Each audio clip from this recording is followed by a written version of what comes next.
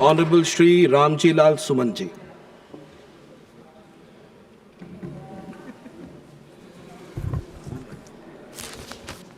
सभापति जी धन्यवाद। मैं सबसे पहले राष्ट्रीय गीत वंदे मातरम को प्रणाम करता हूं, सलाम करता हूं। ये हमारे राष्ट्रीय आंदोलन का गीत है और उस पर सरकार भारतीय जनता पार्टी द्वारा चर्चा कराए जाने का जो मुझे मकसद समझ में आता है सभापति जी, वो ये है कि देश की संविधान सभा ने इस गाने को, इस गीत को स्वीकार किया था रविन्द्रनाथ टैगोर जी की प्रेरणा से। और उसमें 14 अगस्त 1947 को रात के 11 बजे डॉक्टर राजेंद्र प्रसाद जी की अध्यक्षता में एक कमेटी बनी थी, जिसमें के मुंशी थे, डॉक्टर अम्बेडकर थे, फिर सलाह मशविरा किया गया रविन्द्रनाथ टैगोर जी से, और तब जाकर के इस राष्ट्रीय गीत को अंतिम रूप दिया गया। सभापति जी, इस बहस का जो लब्बो लबाब है, मतलब है वो ये है कि इसके शुरू के 2 छंद हैं, सुजलम सुफलम, और इसके बाद जो इसमें है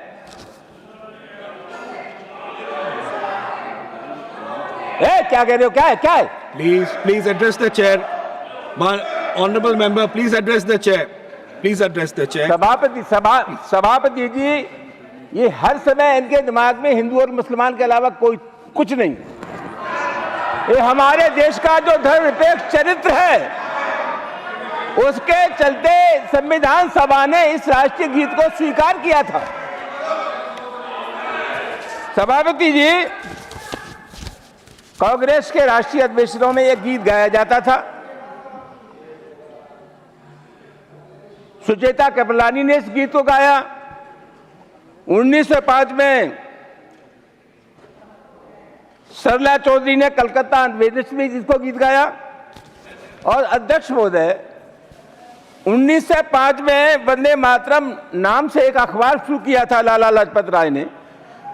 इनको बुखार आ जाएगा, वो अखबार उर्दू में था, आप तो जानते ही नहीं कुछ। लाला लाजपत राय ने वो समाचार पत्र शुरू किया था। सभापति, में आपके मार्फत निवेदन पहले यह करना चाहूंगा कि शुरू के 5 वर्षों में इन्होंने वंदे मातरम नहीं गाया।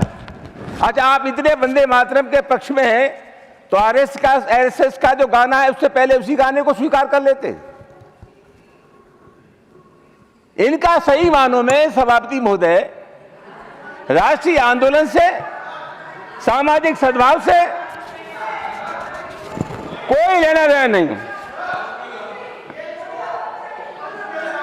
Honorable member, please address me. Honorable member माननीय, आप मुझे एड्रेस करें। सर, मुझे संरक्षण दीजिए, ये वो लोग बोल लेते हैं। प्लीज आप बोलिए। ये जानते हैं इनका वंदे मातरम देश के राष्ट्रीय आंदोलन से कोई संबंध नहीं। ये समाज को तोड़ने की जो प्रवृत्ति है, Please address me. Please इसके अलावा इनका कोई काम नहीं। Please address me. Don't address them. Address the chair. Address the chair. सभापति Address the chair. आप बोलिए। Please. सभापति जी,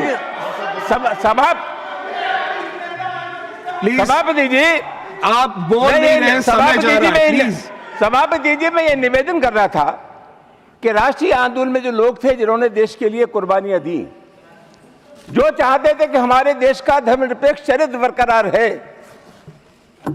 उन लोगों ने इस राष्ट्रीय गीत को बनाया था, स्वीकार किया था। सभापति महोदय, अब तो मुझे ऐसा लगता है कि इस देश में तय ये हो जाना चाहिए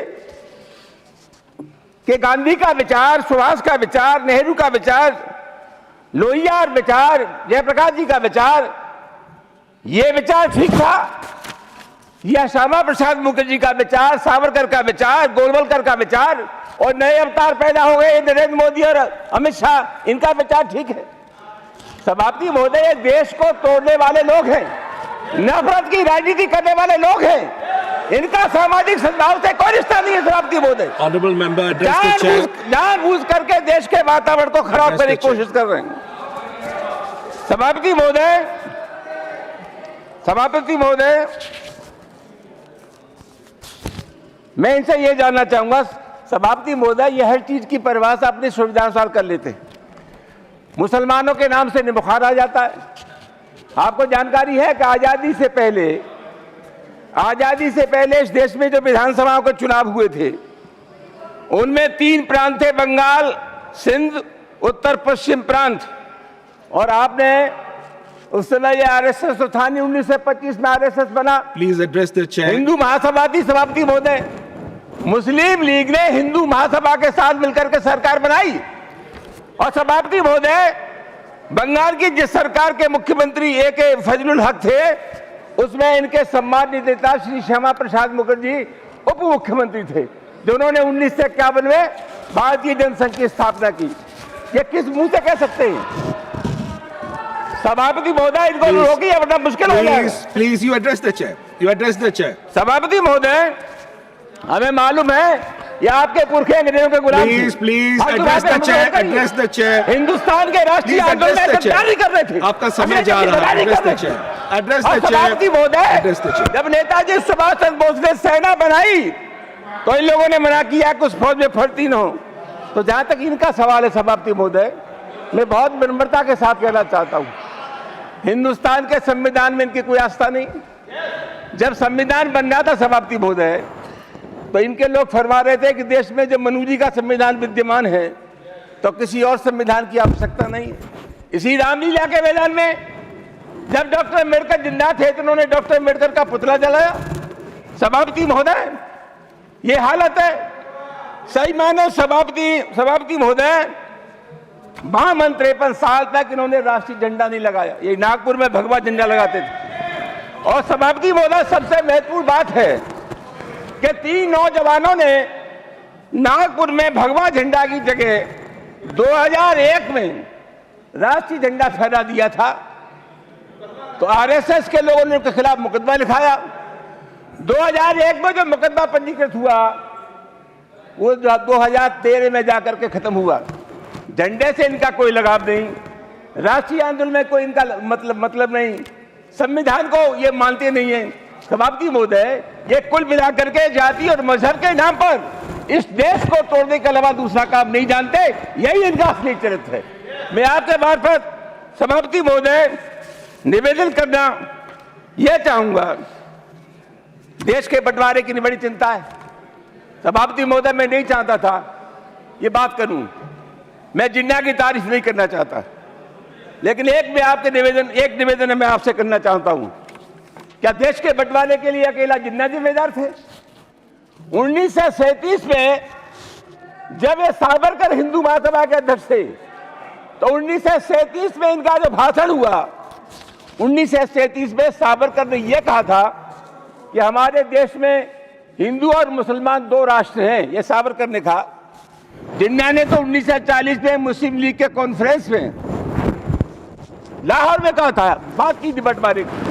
और डॉक्टर अम्बेडकर ने कहा सभापति महोदय कि वैचारिक दृष्टि से अलगाव हो सकता है जिन्ना में और सावरकर में, लेकिन देश के बंटवारे के सवाल पर दोनों एक हैं।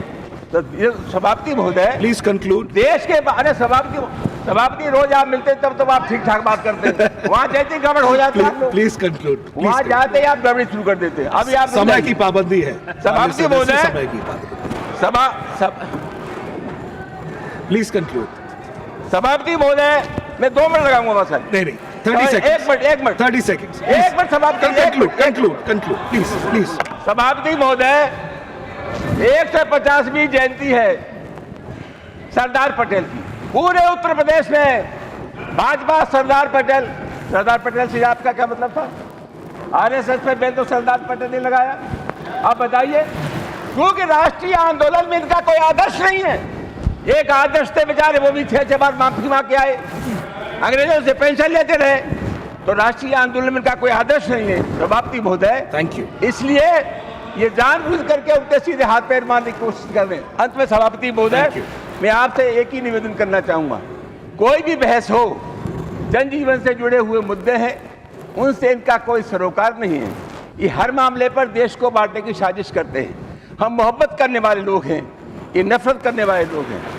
समाप्ति बोले हमारे एक लायक दोस्त थे के सिंह, उन्होंने 4 लाइन लिखी के मंत्री, यो तो हम वो लोग हैं, यो तो हर एक शख्स का ईमान होना चाहिए, शर्त लेकिन है कि वो इंसान होना चाहिए, और हो जहाँ शिर्क किया जाने और खुदा की आरती, वो इबादत गाह हिंदुस्तान होना चाहिए। Thank you. समाप्ति बोले कुछ भी कहे